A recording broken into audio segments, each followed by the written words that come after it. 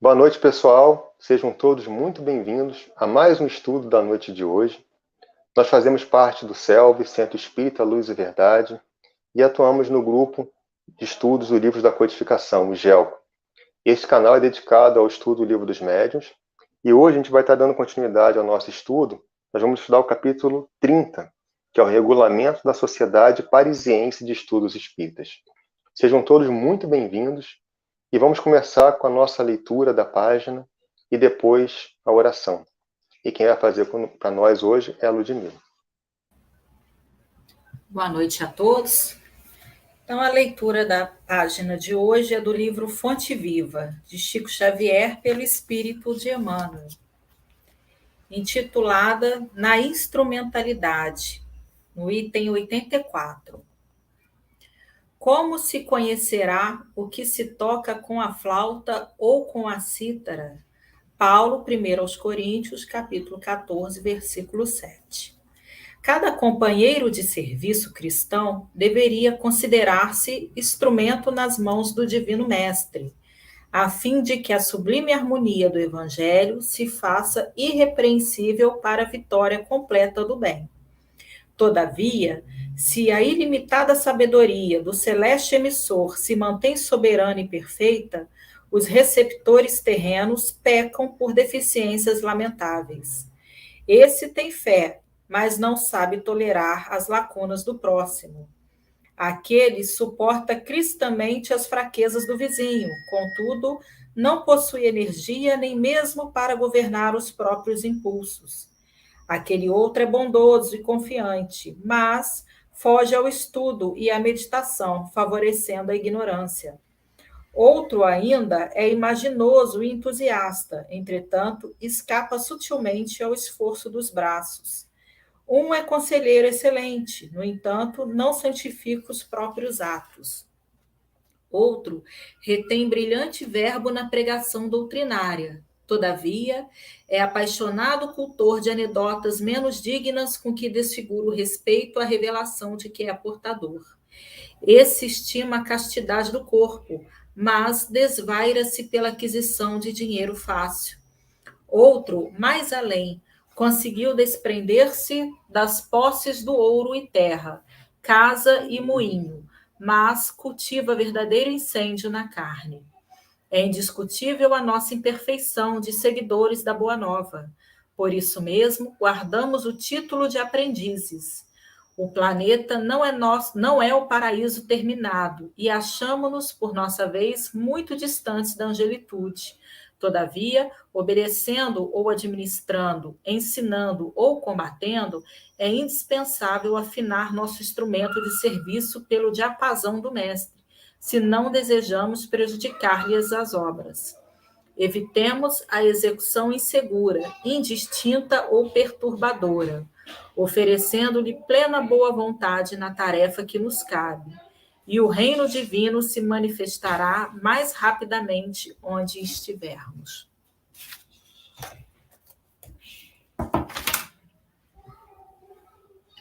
E assim vamos dar por início mais um estudo do Livro dos Médiuns, pedindo aos nossos amigos espirituais que possam nos acompanhar nesse estudo, nos intuindo para que nós possamos, Senhor, darmos o alívio necessário, o consolo pelas palavras, o aprendizado que é tão importante para o nosso aprimoramento, Senhor.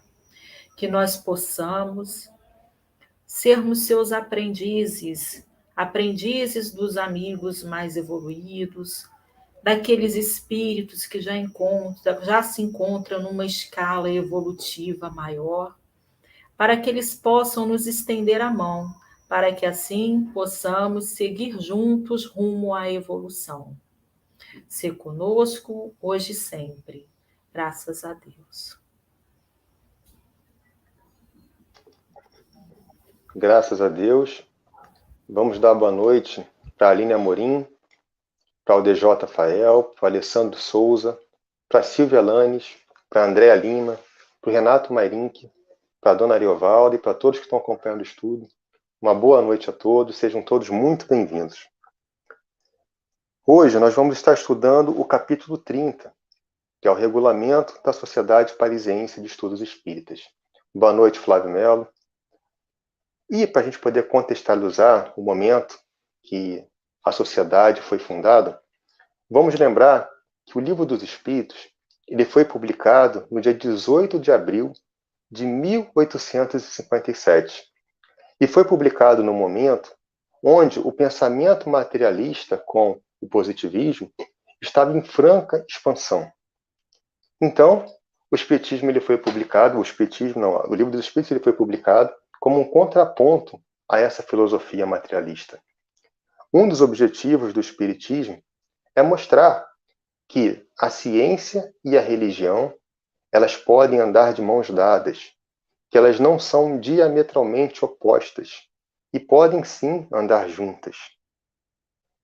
O Espiritismo ele veio trazer a fé raciocinada, uma filosofia baseada na lógica e no controle universal, e não no pensamento de uma única pessoa. Kardec ele elaborava as perguntas, mas quem respondiam eram os espíritos.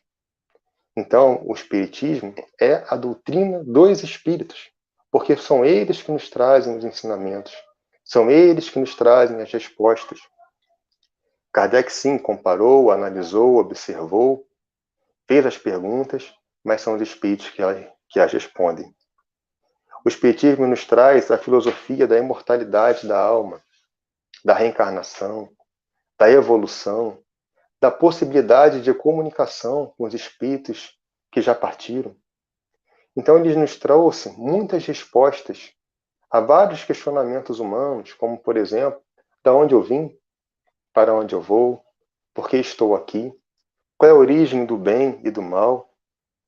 O Espiritismo nos trouxe uma visão de um Deus universal e, portanto, a compreensão de que todos somos irmãos, todos somos herdeiros de Deus e amados por Deus igualmente.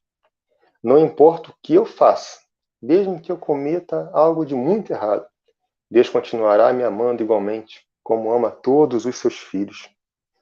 E essa visão é muito importante, porque homens, mulheres, brancos, negros, amarelos, católicos, ateus, judeus, muçulmanos, todos, espíritas, todos somos herdeiros de Deus.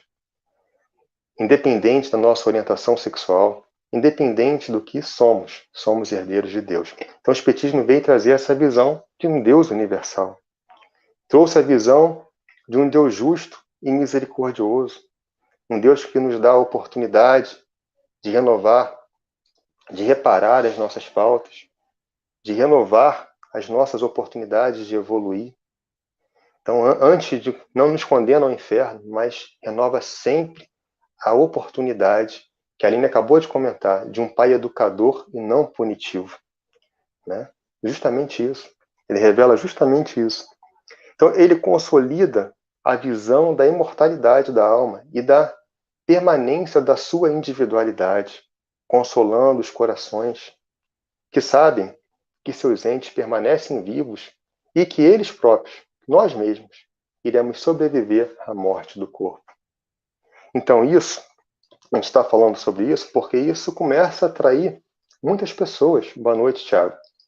Isso começa a atrair muitas pessoas que cada vez mais ficam interessadas nessa filosofia, que precisavam de respostas, que precisavam de consolo. Então Kardec, no período que publicou o Livro dos Espíritos, tinham 15 pessoas que frequentavam a sua casa, onde eram feitas as sessões. Porém, esse número foi crescente, as pessoas ficaram cada vez mais interessadas nessa filosofia. E aí, passou-se um tempo e já tinham 30 pessoas frequentando. E já não comportava mais na casa de Kardec, porque não havia espaço suficiente para comportar aquelas pessoas. Então foi necessário as pessoas se organizarem, cotizarem para alugar um salão, né, onde coubessem todas essas pessoas. E aí tivemos o início, né, da organização e da formação da Sociedade Espírita, da Sociedade Parisiense de Estudos Espíritas, que foi fundada quase um ano depois da fundação do livro da publicação do Livro dos Espíritos. Mas olha que interessante, a título de curiosidade. Naquela época, havia necessidade de autorização legal para que mais de 20 pessoas se reunissem num local fechado, porque eles estavam sob o governo de Napoleão III. E Napoleão III estava vigilante, né, contra possíveis associações que provocassem conspiração contra o seu governo. Então, precisava de uma autorização legal. E quem obteve essa autorização? Foi o senhor Dufour. Eu não sei se a pronúncia está correta, mas ele era o pai da irmã Dufour, que era uma das médiuns que atuavam com Allan Kardec. Então, como ele tinha relação com o prefeito da polícia de Paris, ele fez esse contato e obteve essa autorização legal para que a Sociedade Espírita de Paris pudesse funcionar. Então, dia 1º de abril de 1858, foi fundada a Sociedade Parisiense de Estudos Espíritas, praticamente um ano depois da publicação do Livro dos Espíritos. Kardec, ele foi eleito presidente desta associação e foi reeleito várias vezes até a sua desencarnação em 1869. Nós já vimos que uma sociedade ela é formada pela união de pessoas que se ligam por um objetivo, por um interesse comum. Mas qual é o objetivo da Sociedade Espírita Parisiense? Da Sociedade Espírita Parisiense de Estudos Espíritas. Qual era o objetivo? E aí está a resposta lá no Livro dos Médiuns. A sociedade tem por objetivo o estudo de todos os fenômenos relativos às manifestações espíritas e suas aplicações às ciências morais, físicas, histórias e psicológicas. Então, ela tinha por objetivo o estudo das manifestações espíritas e da sua aplicação à ciência moral. Então, a religiosidade, a ética, né, ao Evangelho de Jesus, as suas aplicações às ciências físicas, às ciências da natureza, né, que junto com o Espiritismo explicam muita coisa, como a evolução da vida, o surgimento da vida aqui na Terra, o motivo pelo qual estamos aqui. Né? Tem aplicação nas ciências históricas. Então, a gente vê, por exemplo, um livro como Paulo Estevão, onde trazem, pela mediunidade de Emmanuel, pela mediunidade de Chico Xavier, do Espírito Emmanuel, traz a história em detalhes de Paulo de Tarso, da sua passagem aqui na Terra. Trazem consequências também psicológicas. Né? Agora, o que Kardec comenta aqui? São proibidas na sociedade as questões políticas. Ou seja, não é, na sociedade espírita, não é, no centro espírita, não é local de discussão política. Eu defendo fulano A, eu defendo fulano B. Isso pode ser feito fora da casa espírita, mas não dentro da casa espírita. Dentro da casa espírita não é uma instituição para discutir questões políticas. Outra coisa, controvérsias religiosas. Dentro da casa espírita não se pode, não é o objetivo criticar outras religiões. Nem de qualquer espírita. O objetivo não é criticar nenhuma religião, não é buscar ser melhor do que nenhuma religião, né? Porque isso traz dificuldade, brigas, confusões desnecessárias. Não é esse o objetivo. Né? E o que aconteceu? Né? Lá no livro dos Obras Póstumas, Kardec comenta uma coisa interessante, que a sociedade, formada a princípio de elementos pouco homogêneos e de pessoas de boa vontade, que eram aceitas com facilidade um tanto excessiva, se viu sujeita a muitas vicissitudes. Não foram dos menores percalços na minha tarefa. Então, olha que interessante. No começo, as pessoas eram admitidas com certa facilidade, né, que tinham pessoas muito heterogêneas. Então, Kardec passou por algumas dificuldades, como traições, como desuniões, como falta de compromissos, como guerras de vaidade e muitas outras coisas. E como a doutrina espírita estava surgindo, como a sociedade estava se formando ali, estava sendo um centro de referência para as correspondências, para as visitas de pessoas que iam até Paris para poder conhecer sobre o espiritismo, Kardec tomou uma medida mais rígida. Então, ele tornou a admissão de pessoas mais restrita. Porque a gente não pode esquecer que havia também pessoas com interesse de denegrir a imagem do espiritismo que estava se formando, de provocar discórdia, de provocar descrença, com interesse deliberado em fazer isso. Então, naquela época, não haviam reuniões públicas.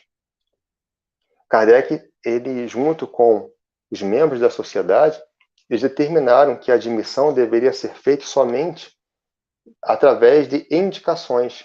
Então, os sócios que participavam, as pessoas que participavam ali da sociedade, precisavam indicar alguém para poder participar daquela sociedade. Então, precisava passar por algum crivo antes de admitir aquelas pessoas, porque antes, o que aconteceu foi que foi percebido que iam pessoas com interesse de provocar a desunião, de provocar discórdia, de provocar descrença na sociedade. Hoje, né, a gente vê que isso deu uma evoluída, né, porque hoje nós temos as reuniões públicas, onde temos os serviços de recepção, de atendimento fraterno, né, de estudo, ou seja, todos podem chegar, não há necessidade mais de indicação para você participar do centro espírita. Ainda há para ser sócio da casa, mas para participar de uma reunião pública, para participar da assistência fraterna ou de um estudo, não precisa mais dessa indicação. Bom, para terminar, Kardec nos recomenda uma coisa muito importante. Ele diz o seguinte: todos os associados devem cultivar a mútua benevolência e o bom proceder, cumprindo-lhes em todas as circunstâncias, colocar o bem geral acima das questões pessoais e de amor próprio. Mais uma vez, Kardec ressaltando essa importância, né, de estarmos na casa espírita lembrando sempre do objetivo comum de estarmos ali, do objetivo da casa. Os nossos objetivos pessoais não podem estar acima dos objetivos da casa, dos objetivos do espiritismo. Então, isso é muito importante, porque quando houver opiniões contraditórias, e é normal termos opiniões, temos pensamentos diferentes, nós temos que chegar num comum acordo, lembrando que o comum acordo tem que ser o interesse comum, do bem geral, da casa, né, da sociedade a qual estamos participando, e não o meu bem, e não o meu interesse pessoal, certo? Então isso aqui é muito importante, Kardec ressalta isso várias vezes no Livro dos Médiuns e está ressaltando de novo. Colocar o bem geral, o interesse comum, acima do interesse individual. A Aline ia complementar alguma coisa? Eu estava esperando aqui o seu comentário, você botou 2 fundamentos que... Depois você termina aí, tá, Aline, para a gente poder ler aqui o seu comentário. Eu vou passar para o Sérgio, que vai dar continuidade aí no nosso estudo. Boa noite, queridos irmãos. É com muita alegria, né, que a gente sempre fala de estarmos juntos. É um momento de muita... que a gente fica aguardando, né, para que a gente esteja junto novamente, porque nos traz uma tranquilidade tão grande e uma alegria de estarmos juntos. E como o Humberto estava falando ali, começou-se realmente a crescer, né? As sociedades espíritas começou a crescer, a juntar pessoas. E, com isso, houve a necessidade de organizar melhor essa questão das sociedades, né? Então, nós vamos falar um pouquinho da administração das sociedades. O que eu vou fazer aqui? Eu vou falar de como funciona a administração hoje, que não foge muito de quando surgiu o espiritismo. Vai se modificar um pouco, né, devido... Nós estávamos falando lá de 1856, agora nós estamos em 2021, então modificou-se algumas coisas, mas a base praticamente a mesma. Então nós vamos falar de hoje para vocês entenderem como funciona uma casa espírita. Porque muitas das vezes, a gente vai lá, frequenta um estudo, a gente coordena um estudo, e nunca participou de uma reunião da administração, não sabe o trabalho que tem por trás, né? Tem um trabalho muito grande ali por trás ali para coordenar uma casa espírita. Então, toda casa espírita que eu digo assim, que esteja regulamentada pela Federação Espírita Brasileira e pelo Conselho Espírita do Estado do Rio de Janeiro, que é o CERJ, e a Federação Espírita Brasileira a gente chama de FEB, né? Então, toda casa espírita ela tem um CNPJ. Ela tem um CNPJ. Ela é uma pessoa jurídica, mas é uma pessoa jurídica sem fins lucrativos. Então, ela não tem... A nossa legislação brasileira permite que as igrejas, que os centros espíritas crie um CNPJ, né? Porque tem que criar, na verdade, mas sem fins lucrativos. Tem que ter balanço, balancete, olha o trabalho que dá. E isso tem que ter um contador, que isso no final do ano tem que se fazer imposto de renda, tem que mostrar a saúde financeira, como é que está andando essa casa espírita. Então, o governo quer saber como anda essa casa espírita, entendeu? Então, veja como é um negócio sério. Então, para ter uma casa espírita no formato mais básico, hoje, depois nós vamos falar de outro formato, de qual é a nossa casa espírita, o Luz Verdade, hoje ela trabalha de uma forma diferente, que é praticamente a mesma coisa, mas que dá um nome diferente, que a Federação Espírita Brasileira também permite que seja assim. Então, tem casas que mudaram para esse tipo de administração e tem outros que permanecem como a casa, como o CELV era. Então, o CELV, há 10 anos atrás, mudou-se, mais ou menos 10 anos atrás, mudou-se para administração colegiado, né? E antes era administração por presidente. Então, como funcionava a Casa Espírita? Como é que funciona a Casa Espírita? A Casa Espírita tem um presidente. O presidente, ele é aquele que tem a decisão final, né? Ele tem as decisões finais, né? Cabe a ele as decisões finais, né? Tem o vice-presidente, né? Que na falta do presidente, ele assume. Isso aconteceu comigo, eu novinho, entrei numa chapa junto com o nosso irmão Onil, quem conheceu o Onil, pessoa maravilhosa, também um dos que me ajudou muito lá na Casa Espírita. Talvez alguns de vocês o conheceram, né? Talvez Renato Marim, que conheceu ele. E ele me colocou numa chapa, ele como presidente e eu como vice. E ele teve um mal súbito, ele ficou 1 ano, mais ou menos, afastado da casa por um problema de saúde. E eu caí de paraquedas como presidente. É muito trabalho, tá? É muito trabalho. Vocês não têm ideia o trabalho que é a administração de uma casa espírita. O bom é que todo mundo se ajuda, né? O importante é isso. Então, eu acabei tendo que aprender a ser presidente, mas graças a Deus nós tínhamos lá o Sebastião Amorim na época, tinha Humberto, então todos eles, com muito apoio, né? A gente conseguiu vencer até que o União voltasse novamente à presidência, né? Então, mas eu já passei por quase todos esses setores na Casa Espírita. Então, é presidente, o vice-presidente, o secretário. O que o secretário faz?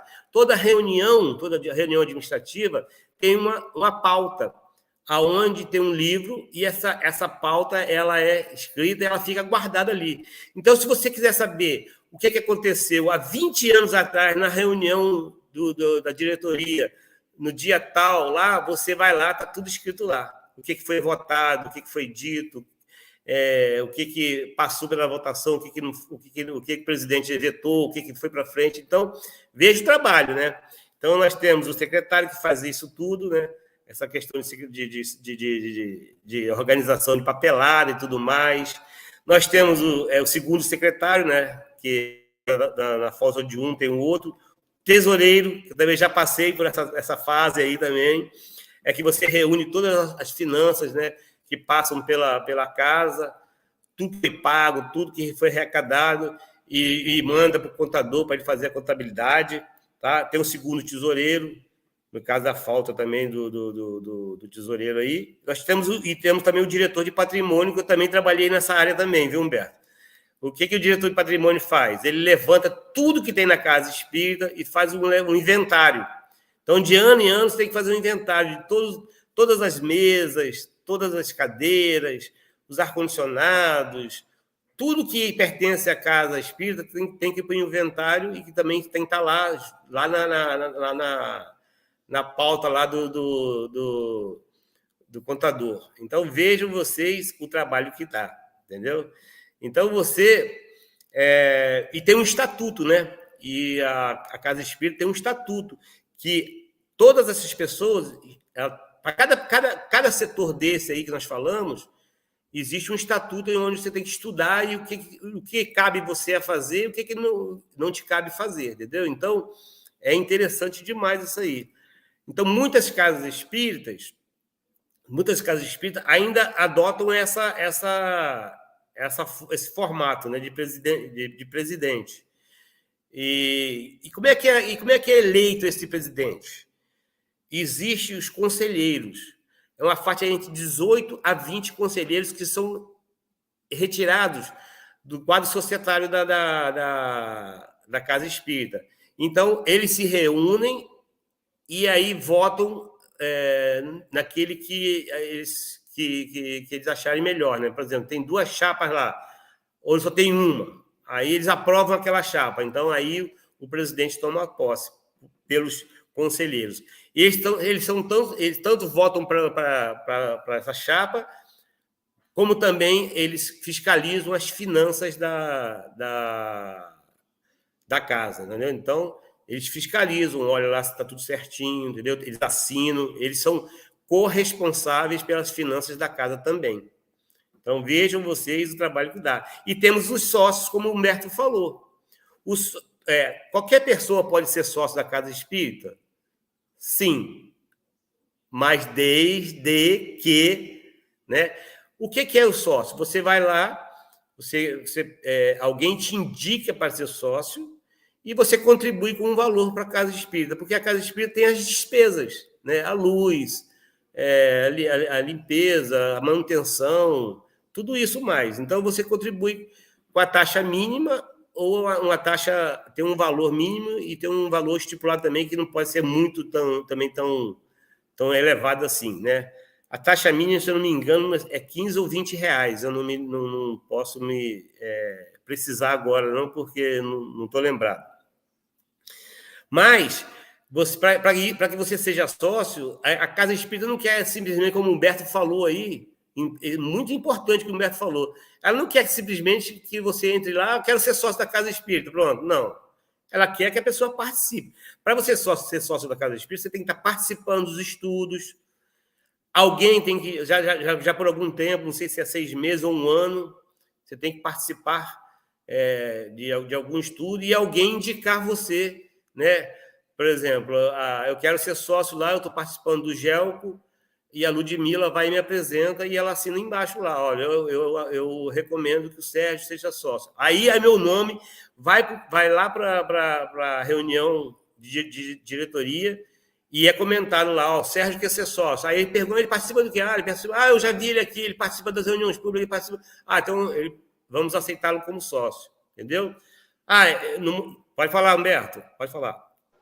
Não, só fazer uma observação, Sérgio, porque esse lance é um ponto muito sensível, né? Isso. Geralmente a gente não gosta de comentar sobre isso. É isso. Né? Porque às vezes gera algumas dúvidas e tal. Porque o ser sócio é algo voluntário. Né? Você pode frequentar a casa espírita e não ser sócio da casa. Você não precisa ser para frequentar a casa espírita, para trabalhar, para participar de estudos, para participar dos serviços assistenciais que a casa oferece, né? no atendimento fraterno ou no DAPS. Então, você pode entrar na casa e participar sem fazer qualquer contribuição nesse sentido. Né? A questão é que a casa é uma instituição material que precisa de pagar luz, precisa pagar água, né, precisa pagar as contas. E aí algumas pessoas se reúnem, né, e aquelas que é voluntário, sempre voluntário, para poder fazer contribuições para que a casa pague as suas despesas financeiras. Mas é sempre algo voluntário. Tá? Nunca há discriminação daquele que é sócio, daquele que não é. Tá? Então isso fica bem claro, né, Sérgio? Isso é importante. Não existe isso. Até eu falei aqui que eu quero ser sócio. Por ser sócio, a Casa Espírita não tem essa intenção de você... eu quero ser sócio por ser sócio. Não existe isso. A pessoa tem que estar participando lá. E agora, poxa, eu estou participando das palestras, dos trabalhos da casa, mas não quero ser sócio. Ninguém vai discriminar, ninguém nem vai te perguntar se você é sócio ou não. Nunca ninguém vai perguntar, né? Eu estou atrasado com a minha taxa. Ninguém vai te cobrar isso. Isso aí é voluntário, é espontâneo mesmo. Obrigado, Humberto, foi bem lembrado isso aí. Mas realmente é uma casa física que precisa ser mantida, né? Como é que ela vai ser mantida? Tanto é que todas as casas espíritas se mantêm com muita dificuldade. Só para vocês terem uma ideia, a Casa Espírita passou por uma reforma grande. Levou 100 anos para juntar uma grana vai começar a fazer uma obra aqui que não consegue terminar assim tão rápido porque precisa de contribuição.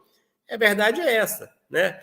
Mas nós já estamos aqui no livro dos médiuns, não é o primeiro livro que nós estamos, então nós já estamos bastante maduros para entender isso, né? Quanto mais a gente vai se aprofundando na casa espírita, a gente vai ficando mais maduro, vai conhecendo mais coisas e vai tendo mais maturidade para compreender e assimilar certas coisas. Então, por isso que a gente fala essas coisas aqui e é necessário, não tem nada de errado. Tanto é que a contabilidade da casa espírita está lá para qualquer um ver. Qualquer pessoa pode ver, sendo sócio ou não. Eu gostaria de ver a contabilidade da casa espírita. Pode ver, está lá para ver. Não é escondido de ninguém. Ela está ao público. Ela não fica lá exposta para qualquer pessoa. Mas se você quiser ver, você pode acompanhar sem problema nenhum, tá bom? E hoje, como é que funciona a nossa casa espírita? A nossa casa espírita hoje, ela trabalha sobre administração de colegiado, que é um pouco diferente de presidente, né? Essa administração. Algumas casas já usam essa modalidade. A nossa casa tem mais ou menos 10 anos que usa o colegiado. O que é o colegiado? Não existe presidente, existe um diretor administrativo. E quem é o nosso diretor administrativo hoje lá no CELV? Quem é que sabe aí? Fala para mim aí. É só apontar aí. Quem é o nosso diretor administrativo lá do CELV hoje? O Eduardo? Então, oi? É o Eduardo, né? É o Eduardo, é isso aí. Então, o Eduardo é uma pessoa lá que está lá, um ser humano maravilhoso, simples demais. Tudo que ele faz, ele pede opinião. Qualquer coisa que ele vai fazer, ele pede opinião, reúne as pessoas. Então, a diferença do colegiado é isso. Que o diretor administrativo, ele, para tomar decisão, Aí a Aline está falando aqui, Eduardo. Obrigado, Aline. Ele reúne o diretor financeiro, que cuida das finanças, o diretor de assistência social, o diretor de evangelização, o diretor de divulgação e o diretor doutrinário. Então, o próprio nome já diz o que é cada um desses. Então, a decisão que ele toma é com base nessas pessoas todas. Então, ele quer fazer uma reforma, por exemplo, ele foi fazer uma reforma na obra na Casa Espírita. Ele reuniu uma assembleia, ele reuniu a diretoria primeiro, né, o colegiado aceitou a ideia, depois ele reuniu, fez uma assembleia com os participantes da casa, aí os participantes votaram a favor. Então, quer dizer, a diferença é essa, que o presidente ali, lá em cima, ele tem um poder maior. Aqui ele já distribui mais essa decisão.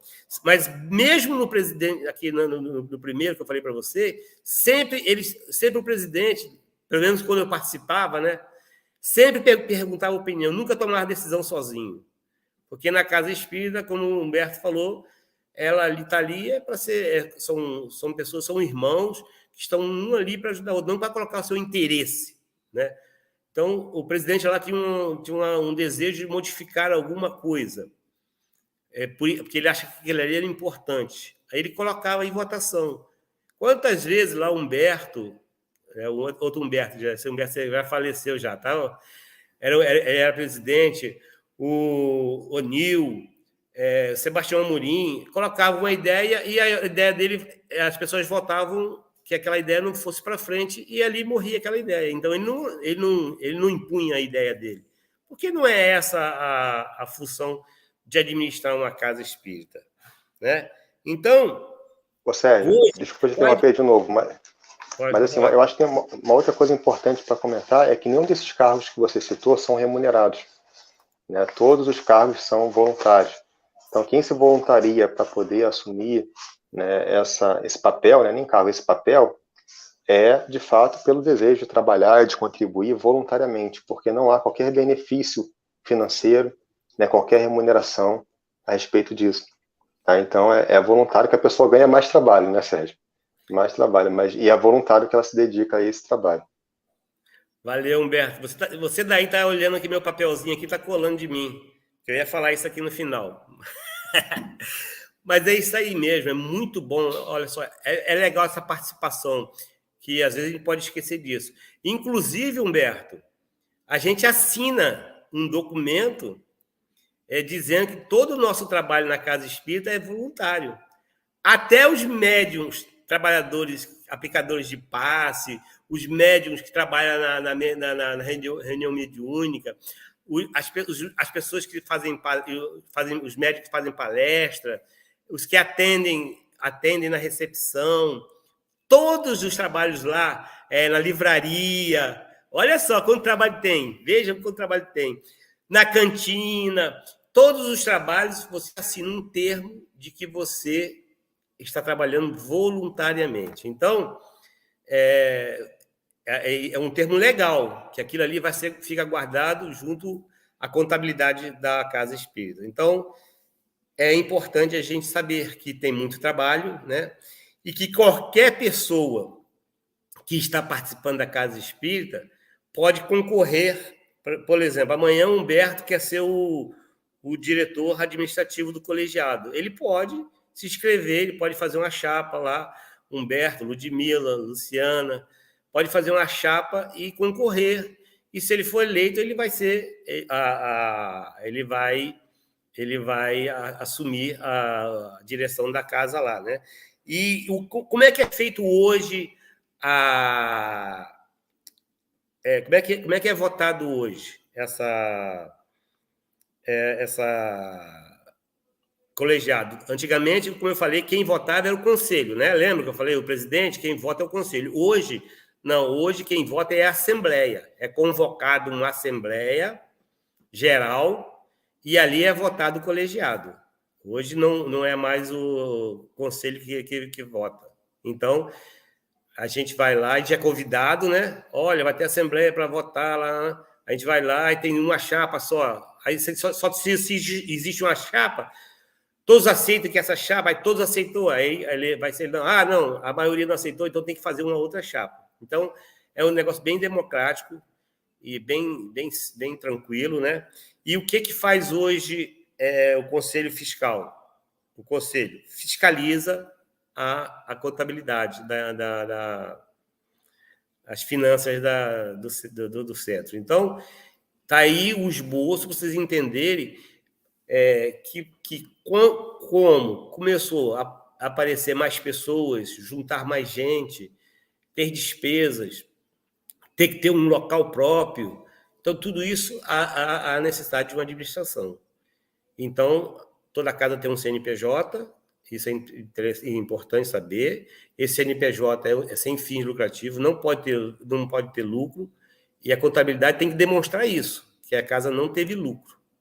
Ela teve o suficiente para pagar suas despesas. Tá bom? Se tiver mais alguma dúvida aí, pode fazer aí que o Humberto responde. Eu acho que até por isso, Sérgio, que o Kardec recomenda, aliás, também por isso, Kardec recomenda que é preferível que as casas se multipliquem do que uma casa muito grande, né? Porque quanto maior a casa, maior é a questão da administração necessária por detrás, né? É verdade. Tem um comentário aqui muito interessante da Aline. Vamos lá. Iria acrescentar, ela estava complementando aquele comentário que ela fez, tá? Que dois fundamentos que considero essencial hoje numa casa espírita são o acolhimento e o esclarecimento. Irmãos encarnados e desencarnados, se chegam com dor, primeiro o acolhemos.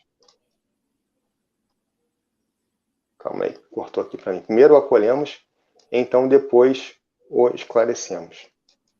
Então é bem interessante isso, de fato, né? A gente primeiro acolhe aquele irmão que está necessitado, né? Tenta ali aliviar aquela dor, para depois partir para o esclarecimento. É aquela questão, né? Primeiro é o hospital, depois é a escola, em terceiro é a oficina de trabalho. Então o irmão chega com dor, na verdade é aliviado, é esclarecido quanto à sua dor, né? Aliviado, orientado. Depois ele passa a estudar dentro da casa espírita, aprender novos conceitos, nova filosofia, expandir o seu olhar. E, em terceiro lugar, ele olha para a casa espírita como uma oficina de trabalho, como uma oportunidade de colocar suas forças, as suas habilidades em prol do serviço do bem. Certo? Ludmila, o Renato comentou aqui, o homem do churrasco. Ah, Ludmila. Tá no mudo. Aí, acho que foi, né? Estão me ouvindo? Então, vamos lá. Então, dando prosseguimento aos estudos, boa noite para quem não estava aí no início, né? Então, dando prosseguimento aos estudos, no capítulo 3, Allan Kardec trata das sessões, que ele chama de sessões, né, espíritas. Lógico que aqui a gente está vendo naquela época, como o irmão Humberto já explicou para a gente como acontecia. Nós sabemos que hoje em dia as nossas sessões, as nossas reuniões, elas são um pouco diferenciadas das que eram na época. Então, na época, havia muita sessão que elas eram fechadas, né? Não eram abertas ao público, como hoje nós temos a palestra, e era muito característico a sessão de perguntas e respostas. Então, as pessoas faziam perguntas aos espíritos e os espíritos respondiam a essas questões. Hoje nós vemos que as reuniões elas são um pouco mais diferenciadas, como a nossa amiga Aline, né, já começou, já deu a introdução para a gente do capítulo. Hoje nós vemos a reunião mediúnica, por exemplo, como um hospital realmente, onde os espíritos eles ali vão para serem auxiliados, para serem atendidos e encaminhados, né, para os setores específicos. Mas Allan Kardec, né, tem alguns artigos, então ele começa falando, né, o artigo 17, justamente sobre essas reuniões, essas sessões que são fechadas na época, só que no artigo 18, ele já começa a falar algo que tem muito a ver conosco, né, na atualidade, que ele fala sobre a importância do silêncio durante essas reuniões, que são de fundamental importância. Então, diz assim: o silêncio e o recolhimento serão rigorosamente exigidos durante as sessões e principalmente durante os estudos. E aí eu me recordo, lá na minha cidade, né, quando eu frequentava a reunião mediúnica lá, o nosso dirigente, ele falava da importância de se fazer silêncio e do perigo de se conversar durante ou até antes mesmo, né, do início da reunião mediúnica. E ele explicava para a gente o seguinte: olha, a partir do momento que a gente entra, primeiro tomar o cuidado de chegar uns 15 minutinhos antes, porque a gente chega naquele abafamento, uns chegam correndo do trabalho e fala com um, fala com o outro, enfim. Chegar uns 15 minutinhos antes da reunião mediúnica, se acalmar, se ajeitar ali nos seus locais e ficar em silêncio. Ele falava assim: a partir do momento que você entra na sala, acabou a conversa. Porque, infelizmente, nós ainda somos imperfeitos. Então, a gente vai cumprimentar o nosso amigo, a gente dá um abraço, dá um beijo, aí começa: como você está? E aí, às vezes, o nosso amigo está com algum problema em casa, começa a falar do problema, a gente também começa a julgar ou o nosso amigo ou a outra pessoa, e aí os nossos pensamentos já não ficam tão salutares assim.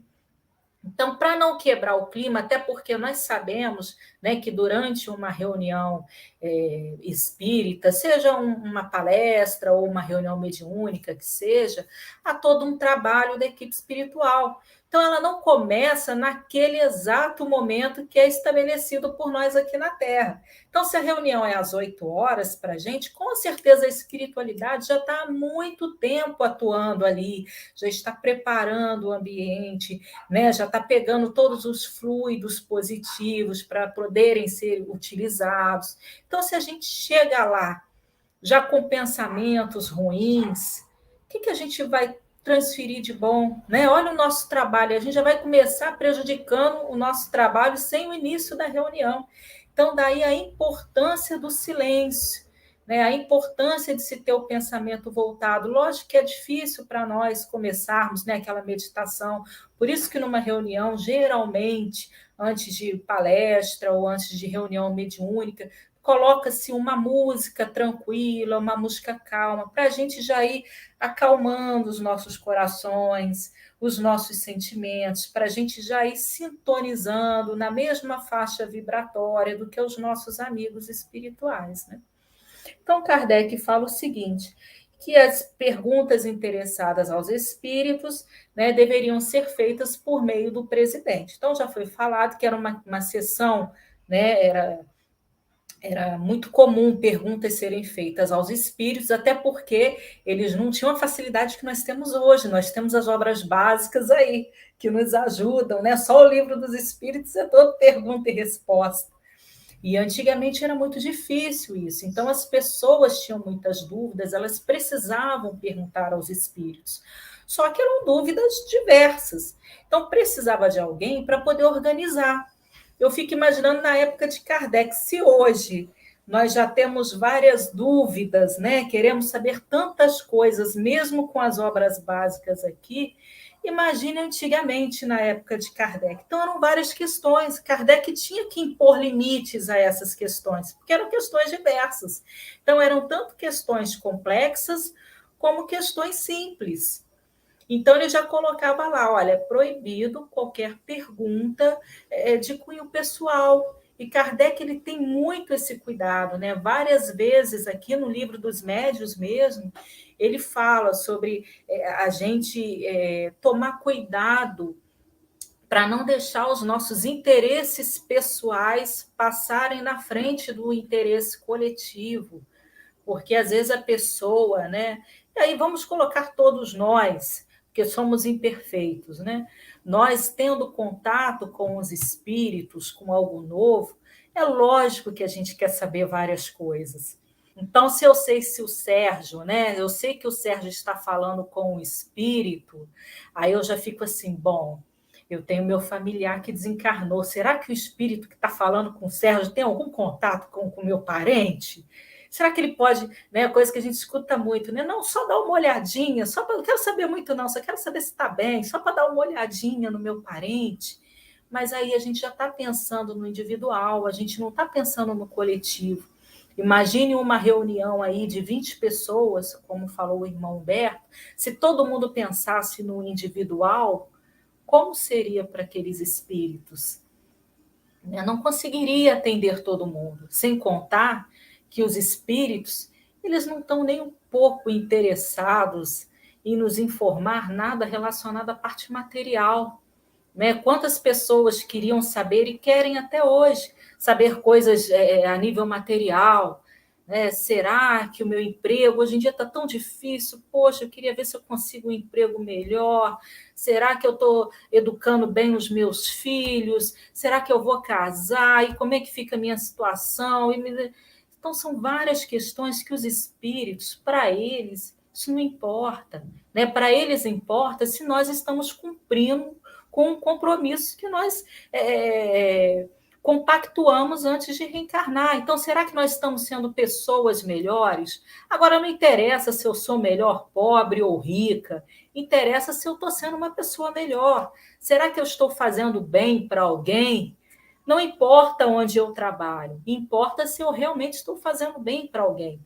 Então, Kardec ele tinha essa preocupação, né? Desde o início dessas sociedades espíritas, ele já tinha essa preocupação com relação às perguntas que eram feitas aos espíritos durante as sessões, durante essas reuniões, né?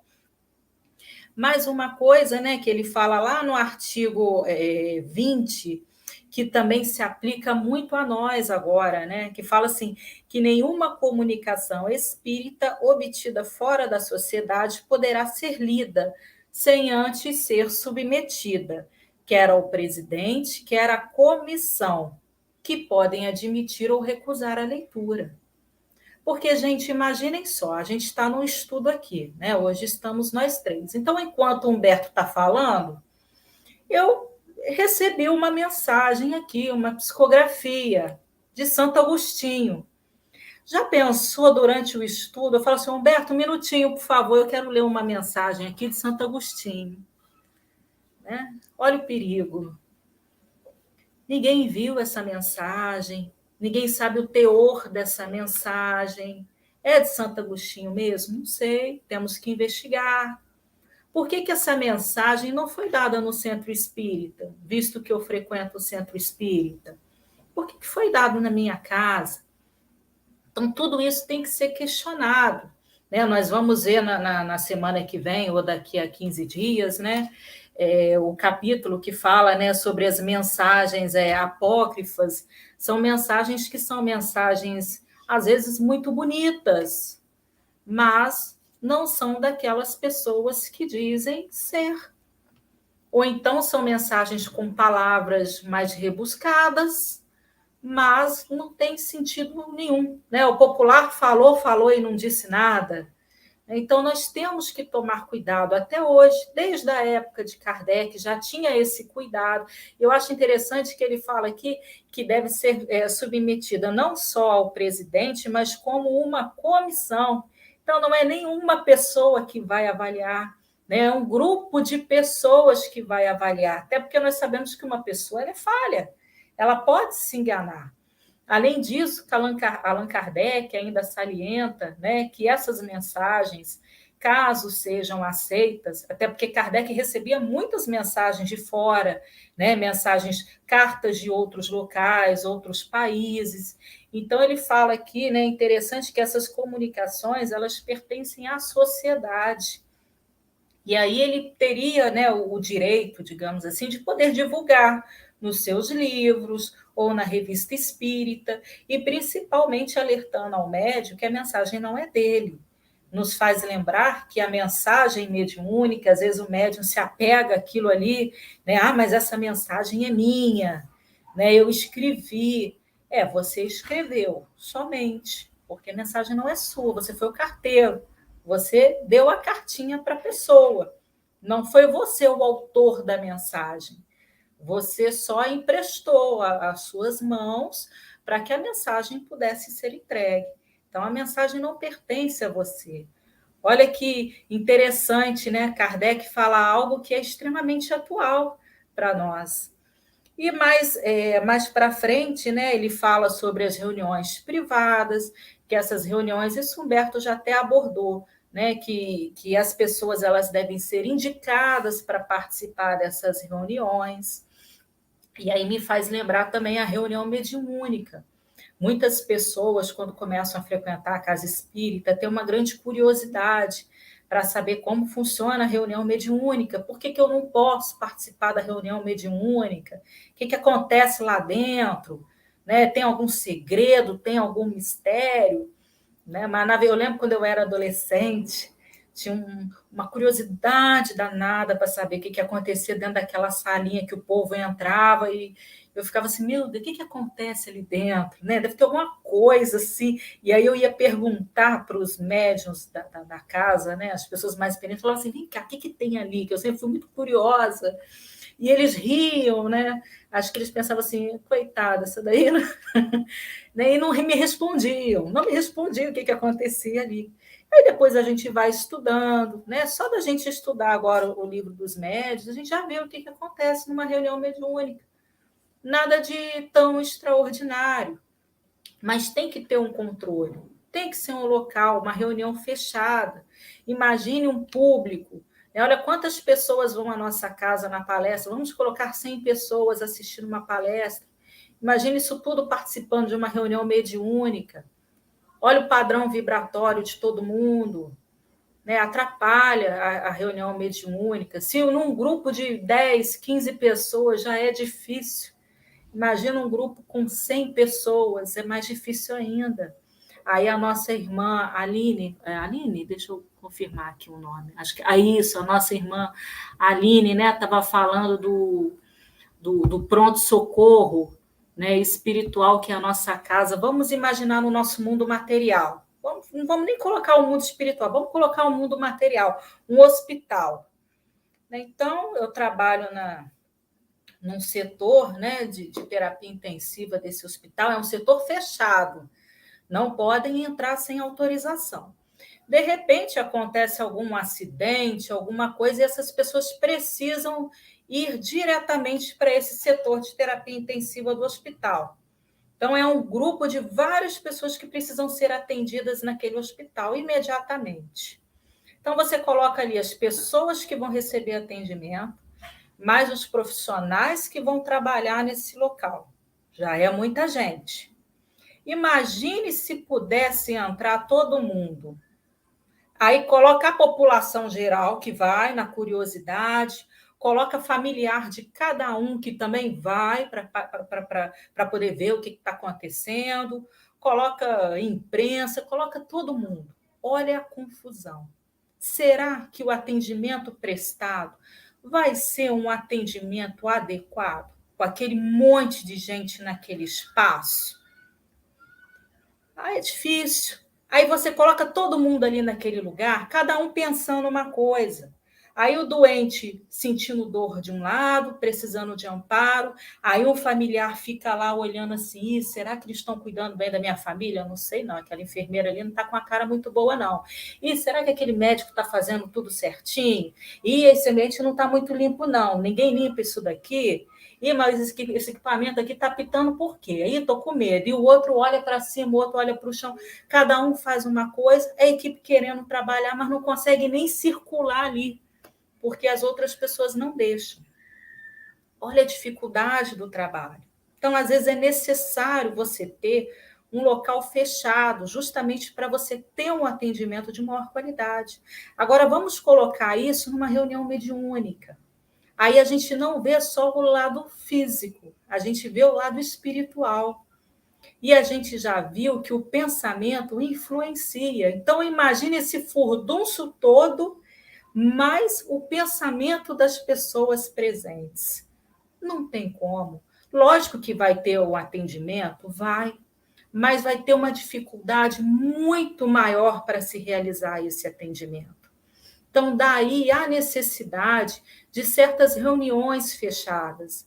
Não é que é proibido, né? Mas caso alguém tenha interesse, então que procure estudar um pouco mais, que frequente vários cursos, e aí ela será convidada, havendo essa necessidade, ela mesma vai ser convidada a participar dessas reuniões.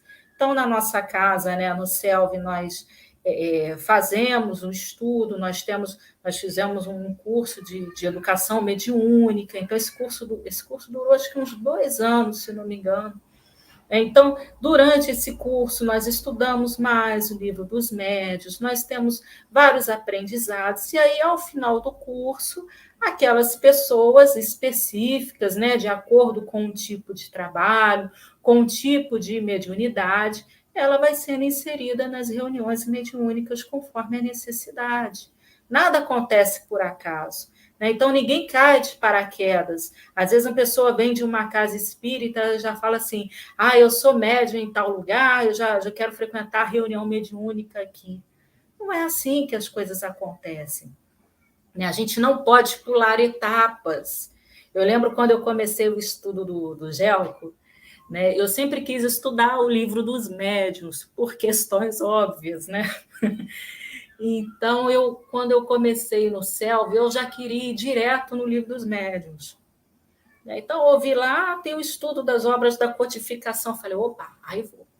Aí fui direto no primeiro dia, no segundo dia, sei lá, já fui direto na salinha e falei com o seu Alberto, né, que era o nosso professor lá. Aí ele me olhou assim, eu falei assim, oi, eu queria estudar o livro dos médiuns. Aí falou assim, você já frequenta a casa? Eu falei assim, eu assisto palestra, mas eu queria estudar o livro dos médiuns, porque eu vejo algumas coisas e tal, e eu queria, né? Enfim, contei algumas coisas para ele. E ele é uma pessoa assim, todo mundo ama, né? Todo mundo quer levar o seu Alberto para casa, né? Todo mundo ama. Aí ele, muito educado, ele falou assim, olha, minha filha, você não quer estudar o livro dos espíritos primeiro? Aí eu virei para ele e falei assim, não. Falei, eu quero o livro dos médiuns. Eu falei, o livro dos espíritos eu leio toda hora. Eu quero o livro dos médiuns, que eu preciso entender essas coisas e tal. Aí ele, muito educado, pegou na minha mão, falou assim, olha, minha querida, eu acho que você deveria estudar primeiro o livro dos espíritos. Depois você vem, eu vou ficar tão feliz de te receber. Vem depois estudar o livro dos médios, estuda o livro dos espíritos. Mas sempre que você quiser vir aqui, você pode vir, dar um abraço, ficar aqui com a gente. Mas eu recomendo você estudar o livro dos espíritos primeiro. E assim eu fiz, né? Segui o conselho dele. E, nossa, eu achei que eu já tinha estudado o livro dos espíritos. Aí, quando eu fui para a aula do livro dos espíritos, eu falei, nossa, esse senhor sabe das coisas mesmo, porque eu precisava, porque eu não sei nada do livro dos espíritos, achei que soubesse. Então, quer dizer, a gente às vezes quer pular etapas na casa espírita, né? E a gente esquece que nada acontece por acaso, é tudo a seu tempo. Né? A gente não precisa pular etapas, passar na frente, em hipótese alguma. As coisas vão acontecendo gradativamente, aos poucos tudo vai se resolvendo. Né? E agora eu vou voltar a palavra ao irmão Humberto, que vai prosseguir com os estudos da noite. Ludmila, tem 2 comentários, tá? Tem aqui da Selma, que comentou tudo sobre a organização dos espíritos para a reunião pública antes de chegarmos. Então, está indicando alguns livros de leitura. Na Seara do Bem, Nos Bastidores de uma Reunião Pública, de Luiz Antônio Ferraz e Antônio Carlos Tonini. Muito bom. Tem um comentário da Aline, mas eu acho que só veio um comentário, então não sei se a gente vai conseguir entender, mas ela deve ter feito algum comentário e depois comentou. Até hoje é difícil esta prática. Muitas das vezes lá tá eu sendo egoísta. Tá, mas deve ter faltado um comentário primeiro. Tá no mudo, Ludmila. Eu não sei se é isso que ela quis dizer. Eu acredito que pode ser na parte de notícias de familiares. Não sei se é isso. Vou falar por mim, né? Porque às vezes, mesmo a gente tendo, né, certeza da vida após a morte, a gente tendo contato com o mundo espiritual, é natural, né? Quando a gente ama alguém, a gente querer saber notícias de alguém. Então, é muito natural. Né? Logicamente, eu penso que... Eu não colocaria como egoísmo, não. O egoísmo seria se a gente deixasse sempre o nosso desejo ser passado na frente do desejo da coletividade.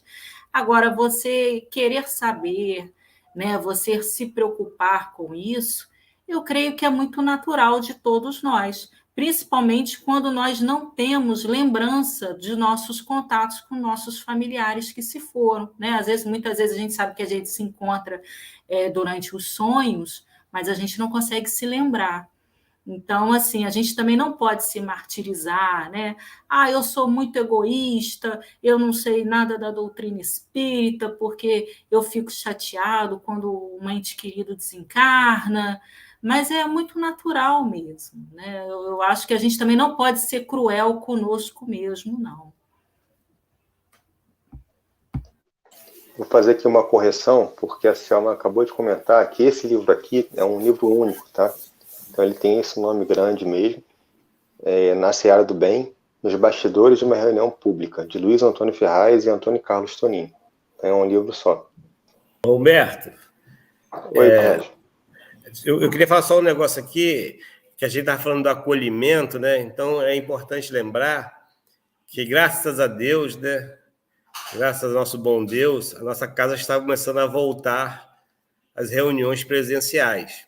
Então, essas 2 últimas quinta-feira do mês e as duas quartas-feiras do mês, quarta-feira às 9 horas da manhã e quintas-feiras às 20 horas, nós teremos assistência espiritual lá. Então, por exemplo, a pessoa que for na reunião pública, que ela está precisando de conversar com alguém, vai ter lá o entrevistador, né, que já é um acolhimento maravilhoso, já acolhe a pessoa, é uma coisa assim... A pessoa já sai dali, daquela entrevista, melhor já, né, porque as pessoas que estão ali estão doando de coração, de amor, e eles são encaminhadas para os passes, né, de assistência espiritual de quinta-feira à noite ou quarta-feira, 9 horas da manhã. Então, essas 2 primeiras são experimentais para a gente perceber como vai ser a receptividade, como é que vai ser a necessidade de marcação. Por enquanto, não precisa de marcar, não. Se a pessoa quiser chegar quinta-feira, às 20 horas, precisando de uma entrevista, vai ter uma pessoa para entrevistar lá. Chegar um pouquinho antes, né? Chegar uns 20, 30 minutos antes, que aí vai ter uma pessoa preparada para receber a pessoa ali, e depois ela participar do tratamento espiritual lá, que tem uma palestrazinha também, que é muito importante a palestra, né? Então, tudo na casa espírita, como o Humberto falou, tudo gira em torno do acolhimento. Não tem para onde fugir. Começa na entrevista, começa lá no portão, na recepção, né? Depois ali na recepçãozinha ali dentro, depois é encaminhado para a entrevista, depois é para a palestra, depois os passes. E aí, gente que dirige os passes, muitas das vezes a gente vê uma pessoa ali querendo passar mal, né? A gente se aproxima, conversa um pouquinho, a gente vê que aquele irmãozinho está dando passividade para um espírito. Nós somos tomados de um amor que não dá para dimensionar, o amor que a gente é tomado por aquela pessoa. A gente percebe nitidamente que aquele amor tem 1% nosso e 99% da espiritualidade. Mas a gente é tomado de um amor tão grande por receber aquele irmãozinho, e todo o espírito que chega ali na casa espírita, todo encarnado ou desencarnado, ele é acolhido, mas é com muito amor mesmo. Então, a gente se surpreende mesmo, porque eu não tenho esse amor todo. E claro que não é a gente. Claro que nós estamos tomados ali da vibração dos bons espíritos, né? E eles são socorridos, são amparados, são levados para os hospitais, enfermarias, são levados para as doutrinações. Nenhum deles, nenhum espírito que chega na casa espírita, por mais que ele chegue perturbado, ele é expulso da casa espírita. Ele é acolhido.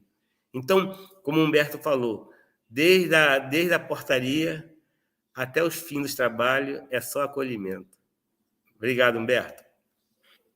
Falou, Sérgio. A Selma, você pode fotografar assim, manda para mim, que eu encaminho lá para o grupo do WhatsApp, a foto do livro. Ela fez uma pergunta, assim, em 2022 nós vamos continuar online. O Valmir, ele está fazendo uma programação para ano que vem. A gente ainda não sabe como vai ser um pouco diferente, porque os estudos presenciais vão retornar, a tendência é essa, mas vai ser um estudo diferente, tá? Então, a gente não sabe ainda como vai ser, o Valmir está estudando isso e vai informar para a gente até o final do ano. E a Aline perguntou quantas aulas ainda teremos este ano. Nós vamos ter mais 2 aulas pelo YouTube e dois encontros via Google Meet. Então, a gente tem ainda para estudar o capítulo sobre dissertações espíritas, que vão ser 2 encontros. E depois nós vamos ter um encontro no Google Meet, que é um encontro de revisão, em que a gente quiser fazer perguntas, fazer comentários. Tá? E depois o último encontro também vai ser pelo Google Meet, e vai ser um encontro mais de avaliação, também de revisão, se quiserem trazer perguntas, mas também de avaliação sobre todo o trabalho que aconteceu esse ano. Tá bom? Então a gente conta aí com a participação de vocês.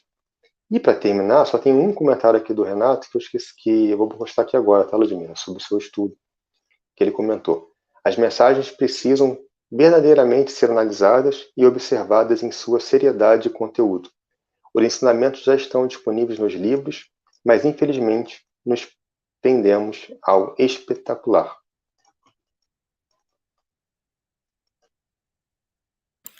A Selma está falando aqui que o estudo online ele alcança muitos corações em vários pontos do Rio e outros estados. A gente também concorda plenamente. Só que a gente vai ter uma reunião lá com o Valmir para ver como é que vai ser feito isso. Porque senão nós vamos ter que desdobrar aí. O Humberto vai ter que se desdobrar, a Ludmila, né? Porque nós participamos do estudo lá presencial. E como a gente fala para vocês, nós precisamos de voluntários. E vocês podem se voluntariar a ajudar lá nos trabalhos da casa. Né? Geralmente a gente pesca aí uns 3 ou 4 aí. Mas não precisa se apavorar, não. Ninguém precisa brigar para entrar no estudo, não. Que depois a gente seleciona com calma, tá bom? Forte abraço para vocês. O Fael comentou, acolhimento e direcionamento também não podemos deixar de falar, pois o direcionamento é fundamental após o acolhimento. Perfeito, Fábio. Perfeito, isso mesmo. Acolher, o Humberto tinha até falado sobre isso, né? Acolhe, trata, depois direciona e depois coloca para trabalhar.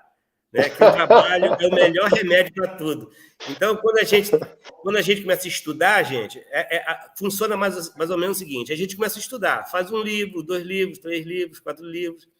Aí a gente está começando a se preparar. Daqui a pouco, soldado que está no quartel, ele quer trabalho, né? Então, aí, de repente, surge um convite, como aconteceu comigo, como aconteceu com o Humberto, como aconteceu com a Ludmila. Sérgio, você já está aqui há uns 2, 3 anos, você não quer fazer um estudo? Meu Deus, e agora? Vamos fazer, com a ajuda dos bons espíritos, com o apoio de todo mundo, e aí a gente vai em fora. Você não quer coordenar o livro dos médios? Eu coordenar o livro dos médios? Como? Mas olha aí que beleza, já é o 2º ou 3º ano que eu estou no livro dos médios, já passei por isso aí. Com o apoio de todos vocês, com o apoio de todo mundo, aí fica fácil, porque é isso que a gente fala. Não existe professor. Não existe professor na Casa Espírita. Se a Ludmila dissesse, se o Sérgio dissesse, se o Humberto dissesse, a Luciana falar que nós sabemos tudo do livro dos médios, pode pular fora que a gente está mentindo, tá bom? Então, a gente aprende diariamente com todos vocês. E provavelmente, ano que vem, nós vamos estar assistindo um de vocês que está falando aqui online, aqui, quem sabe? A Selma comentou que no centro que ela frequenta, os espíritos recomendam para estudar e trabalhar. Isso, né? Instruí-los, trabalhar. E o Fael está comentando que o encontro lá, dentro do ambiente, poderia ser online também, né? Então seria um misto, presencial e online ao mesmo tempo. Essa hipótese, Fael, está sendo estudada, tá? Então é uma das hipóteses que o Vami está estudando, junto lá com o pessoal que faz a coordenação aí geral do GEL, né, do nosso grupo de estudo. Então eles estão avaliando aí várias possibilidades. E se a gente tiver alguma informação adicional, a gente comenta com vocês nessas reuniões que a gente vai ter do Meet. Tá? Então, até lá, a gente vai ver se tem aqui alguma informação e passa para vocês. Tá? Mas essa hipótese que você comentou está sendo estudada sim. Bom, meus amigos, a gente agradece a presença de todos. A gente deseja uma ótima noite, uma ótima semana. E esperamos vocês na próxima segunda. Então, a gente convida agora para a nossa oração. Vamos juntos reunir o pensamento. Elevar o nosso pensamento a Deus, dizendo: Deus, Pai de amor, de bondade, de justiça, de misericórdia, obrigado, Senhor, por todas as oportunidades que nos concede.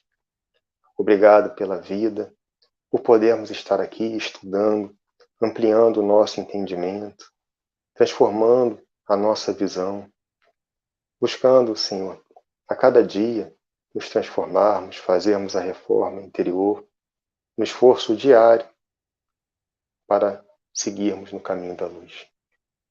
Rogamos ao Senhor auxílio a todos os corações que estão passando por dificuldades, por dores, que possam encontrar alívio na mensagem de Jesus, na mensagem espírita, que possam encontrar alívio nas amizades, na fraternidade e seguir adiante.